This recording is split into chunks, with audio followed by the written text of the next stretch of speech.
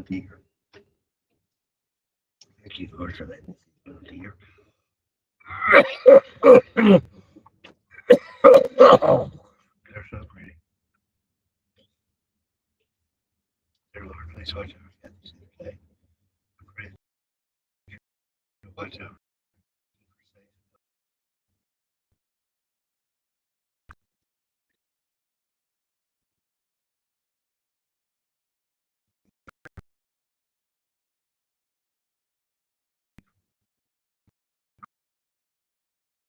You know, how well you take care of the center of our smoking while I'm praying.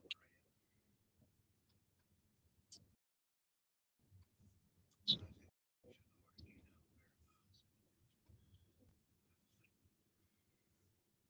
thank you, Lord, you know where it was. Pray that you'll be with me today, Lord. Pray that you'll give me strength, physical strength. Pray that you'll give me wisdom to make the right decisions, the right choices. My job, ethically, pray, pray that you'll be with me, Lord. I need you with me. I cannot do this by myself. I cannot do this world by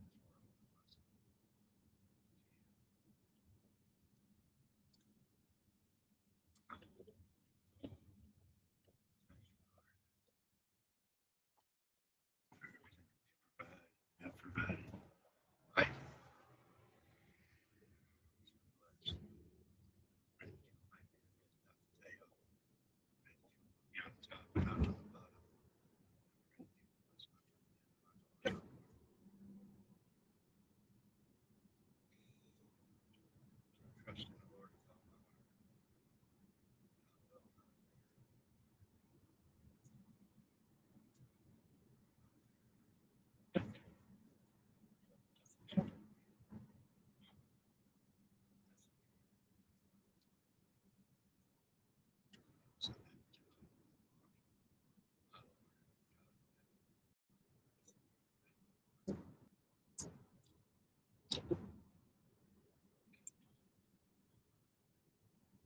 I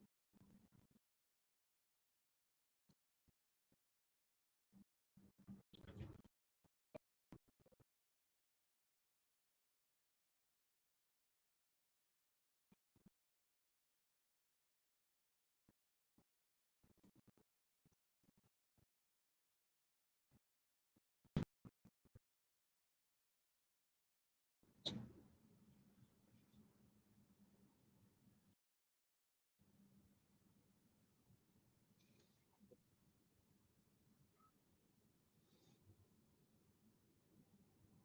that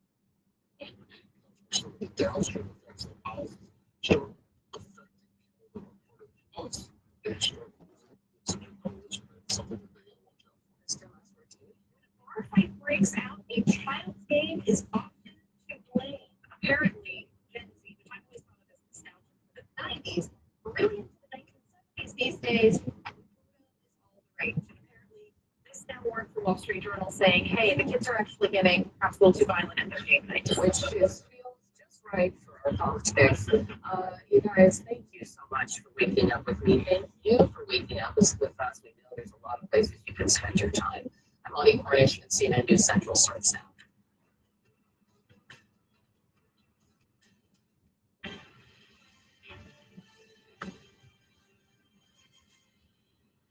New this morning, political reality.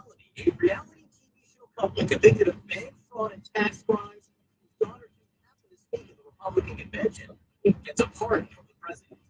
And breaking overnight, as SpaceX failed. Elon Musk's space company losing contact with Starship on the rocket's re-entry to Earth about this latest test flight. And a possible sighting in the weeks-long manhunt after the New Orleans jailbreak. New details on where police are searching now for the final 2 men. I'm Nicole with Sarah Tiger and John Berman. This is CNN News Central.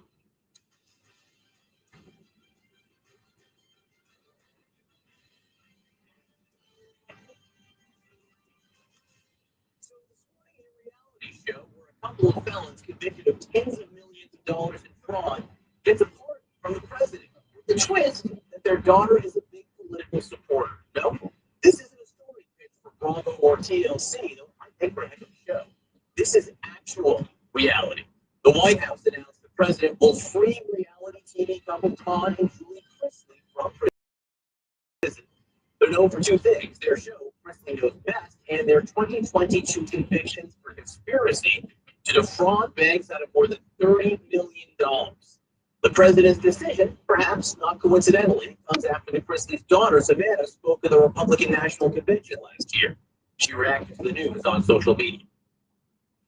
It's a terrible thing, but it's a great thing because your parents are going to be free and clean, and I hope you can do it by tomorrow.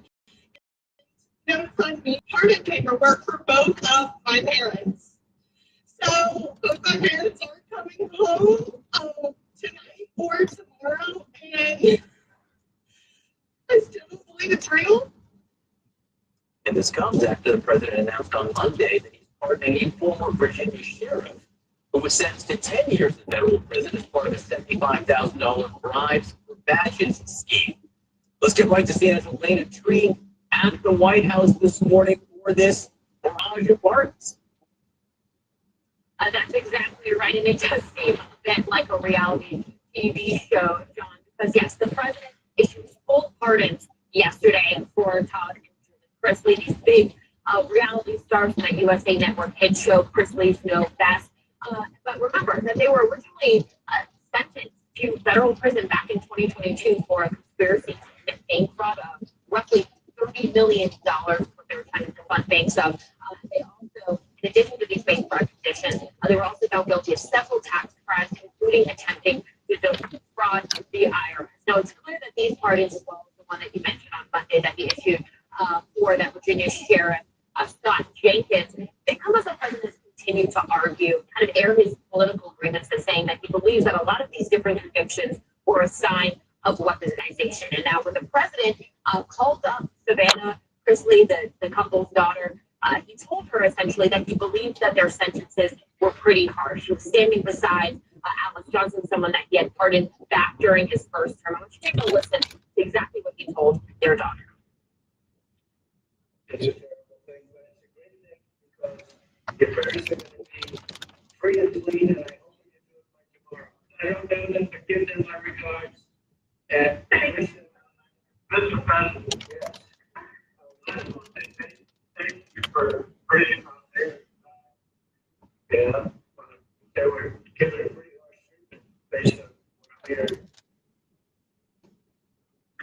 Now, John, I would remind you again, and you kind of emphasized this, with Savannah, this couple's daughter, she did campaign for the president throughout the 2024 presidential campaign. She also got up during the RNC, gave a public speech, and she also was recently on Fox News talking to Laura Ingraham about how she believes that her parents should be released. Now, similar to the other case where he pardoned that sheriff, Scott Jenkins, he was also a supporter of the president. He was a big supporter of gun rights as well. So there is a bit of a theme here, but we have seen the president use his pardon power pretty widely, particularly during his first term. But then, of course, at the start of this year as well, the second administration, when he pardoned essentially all of those who were convicted for their role on January 6th. So big news in the reality TV world today, John.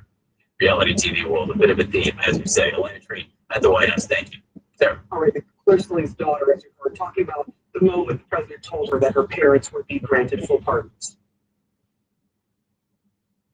He was like, you know, you guys don't look like terrorists. to me, was his exact words, which was pretty funny, but he just said that his sentences were outrageous and they were treated unfairly from everyone that he has spoken to, and that he wanted to bring my parents home and not just grant them a commutation, but he wanted to give them a full pardon. And for the record, they were not charged with terrorism. They were charged and convicted as tax cheats and fraudsters. Joining us now to talk about the pardon, CNN legal analyst and criminal defense attorney Joey Jackson. All right, Trump says he doesn't know the reality TV show couple, but as you saw there, that his daughter, the daughter of the Chris Lacey, was on the campaign for him try presidency. Now he's in the presidency and has pardoned the parents. And she says you got a pretty bad deal, pretty raw deal there. Did they, or what they were convicted of? So you know what happens, Sarah? Good morning to you. What happens is that we have a process in this country, and that process is pretty varied. And what ends up happening is that you have a Department of Justice that investigates with the FBI. They decide to bring forward charges. You have a U.S. Attorney's Office full of prosecutors, and then they go to a grand jury about years, and they grand jury more often than not returns an indictment saying you're accused of various things. In this case, there were 10 charges that they were found guilty of relating to bank and tax fraud, and that's after a jury reaches a determination. So my only thing is, look, you have a president, and all presidents are constitutionally imbued with the authority of pardoning, but the process in terms of a practitioner is about court and what a jury makes a determination of. And this jury made a determination on 10 separate occasions with the counts $36 million bank fraud, but that's all wiped away based upon the presidential authority of the party. I am curious, when you look at this, each time Donald Trump has basically said, look, the Biden Justice Department, the Justice Department in office, when Biden was in office, is mistreating all of these people. He said that about January 6 people, even though some of them were caught on camera being violent, they were pardoned. What is this doing to the justice system? What do you see this doing to the justice system when you see it's very obvious that almost all of the people he has pardoned now have been either on his campaign or big supporters, vocal supporters of Donald Trump? Yeah, I think that, listen, there's a concern, and the concern is that you have to live in a society where the rule of law prevails. Now, the pushback to that would be the rule of law would suggest that Article 2 of the Constitution says that the president makes a decision with regard to the pardon. But I think people look at a justice system and they look at it and they say, well, is it justice for all? Is it justice for us? So is it, justice in whatever people have power and authority, et cetera?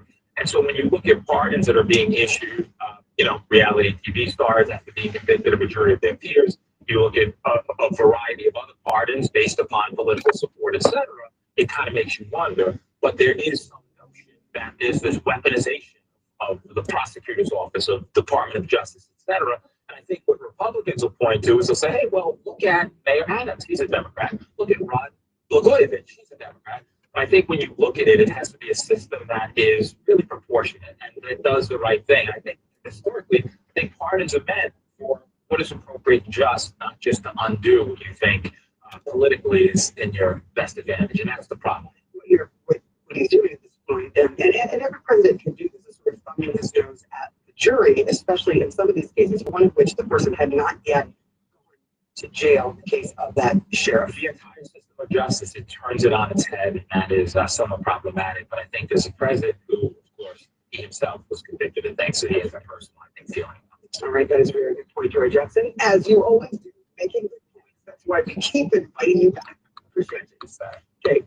Coming for us, the most powerful rocket ever built, the SpaceX Starship launched yesterday and then lost control. What went right and what went wrong on this latest test flight? And breaking overnight, a new sighting of one of the 2 inmates still on the run after breaking out of a New Orleans jail.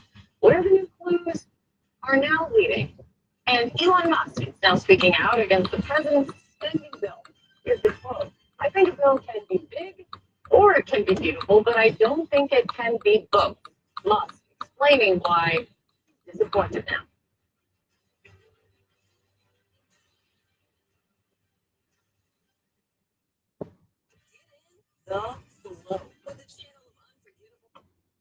Over their job search every day. And because these people are actively looking for jobs just like yours, it's easy to find the right person right away. In fact, 4 out of 5 get a quality candidate within the first day. But if you're not using ZipRecruiter, you're missing out. So see what it's like when the impossible is easy. When you go to ZipRecruiter.com/news right now to try ZipRecruiter for free. Once again, that's ZipRecruiter.com/news. ZipRecruiter.com/news. Never miss out on great candidates with ZipRecruiter. No doubt these are uncertain times. Government programs are being restructured with huge changes being announced seemingly every day. As the saying goes, nothing is certain in life except death and taxes. Translation, you can. Where they can handle everything for a fraction of the price. Sign up today at odoo.com. That's ODOO.com. Are you a small business owner struggling with cash flow issues? Look no further than AmeriFactors, a trusted partner in business funding. With AmeriFactors, you can turn your unpaid invoices into fast cash. Say goodbye to long payment cycles and hello to quick and easy funding options, even with less than perfect credit, including bankruptcies. If you need working capital to make payroll, buy inventory, or to expand your business, AmeriFactors has got you covered. AmeriFactors has been one of the best decisions our company made. We have grown tremendously and developed a lasting business relationship with them. With AmeriFactors, you can focus on what you do best, running your business, while they take care of providing cash flow and accounts receivable management. Their team of experts are dedicated to providing personalized solutions focused on the success of your business. Fuel your business growth with AmeriFactors. Call AmeriFactors today, 800-884-FUN. That's 800-884-3863. Or visit AmeriFactors.com. Did you know your life insurance is an asset you can sell? I'm Jay Jackson, CEO of Abacus Life. For almost 20 years, Abacus has been purchasing life insurance policies for seniors just like you. And at AbacusBase.com, we've created a free policy value calculator so you can find out the worth of your policy in just seconds. There are no fees, no obligations. Get real value for your life insurance when you need it with Abacus. Learn more at AbacusBase.com.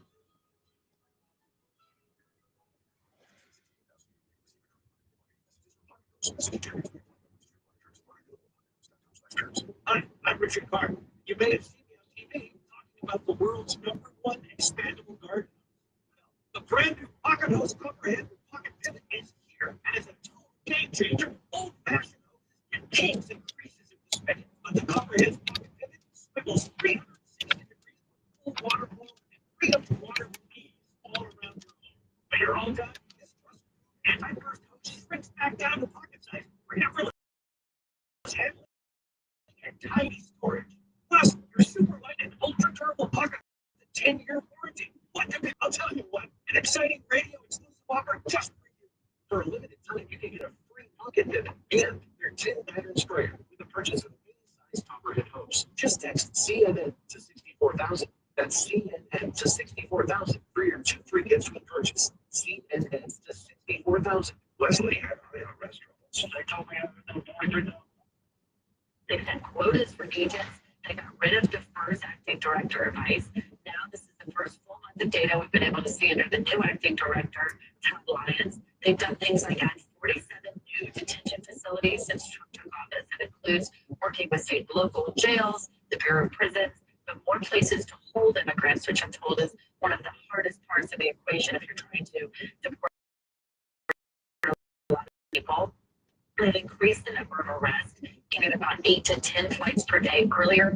Now they're up to 11 to 13 flights per day, according to someone who tracks these tail numbers and has witnessed at the border. So this is all a larger picture that they're actually trying to ramp this up because we know behind the scenes there's been a lot of hand-wringing and finger-pointing about why these numbers weren't actually higher, Willie. Yeah, I mean, it's obviously it's not going to get to the millions of people deported. That was a foundational promise of this presidential campaign. I guess the question is, if they do step up and arrest more than they've been arresting, and as you point out in your reporting, they have done that over the last couple of months. What is that screening process like? Do they run a higher risk of deporting people without the due process that so many people have been worried about? Yeah, certainly. I mean, when you look at the people who were sent to El Salvador, the people who were sent to South Sudan, there's been a lot of questions from people given reasonable time to appeal their deportation. The ones we're looking at deported by ICE, the vast majority majority of those, when you take out the 230 since El Salvador, were deported under Title 8. That means they went through the Immigration Nationality Act. They had final orders of deportation.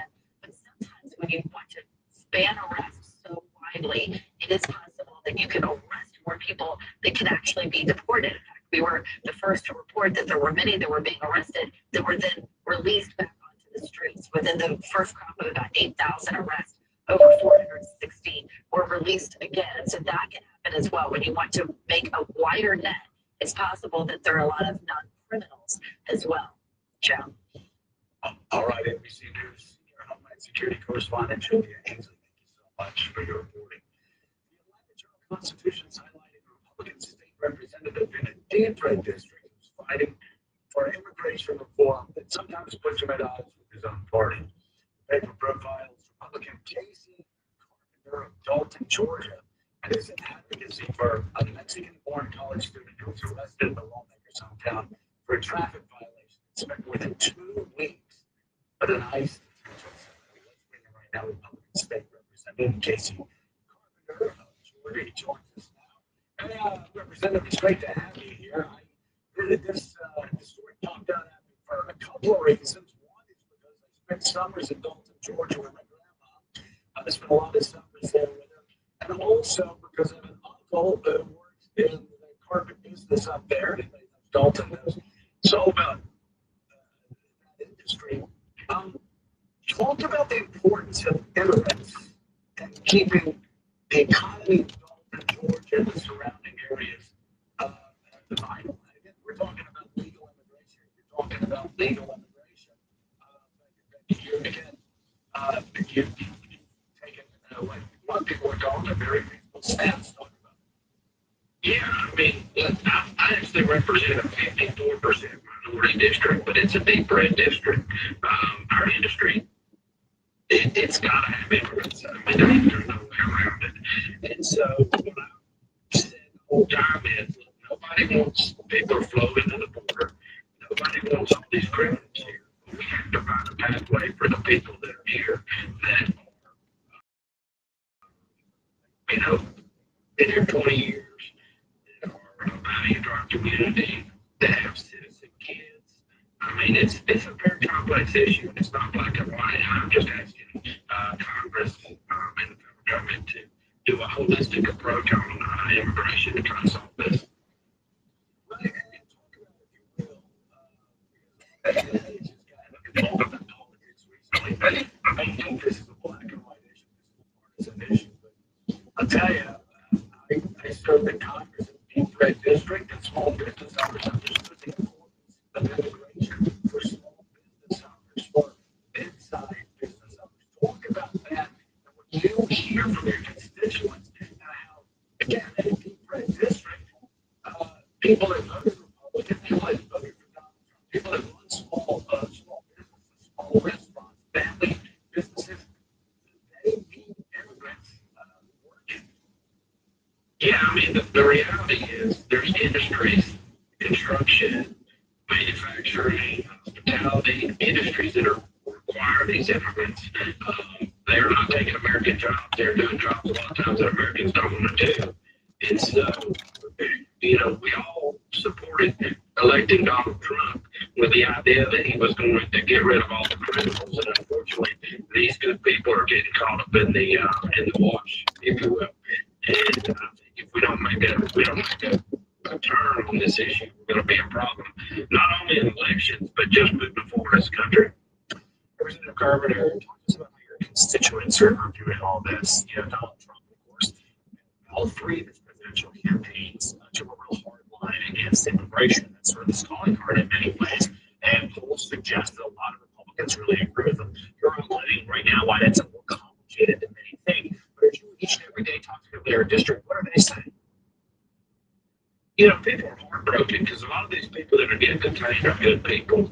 Like I said, these are kids that have gone to high school that we've educated, that everybody else's kids know, that play sports with them. I mean, these are not people that you want to see leave your community. And so I get it. It's a complicated issue. But if we don't look at a solution that allows these people to have a pathway, I just think we're in trouble. I mean, my community's heartbroken over the situation. I'm sure you guys followed the news on Yamina and all the things that she went through, but she's just an illustration of what's going on.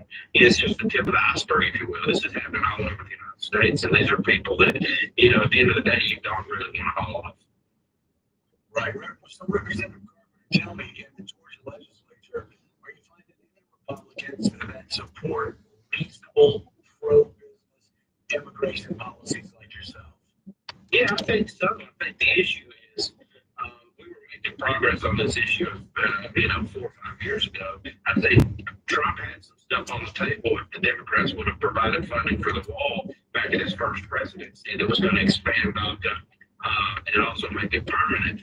But nobody wants to deal. So both sides of the aisle, Democrat and Republican, use this as a fundraising and a fear-mongering mechanism instead of just trying to solve it. And unfortunately, these good people are getting caught up in it. And they become a fodder for who's going to get elected.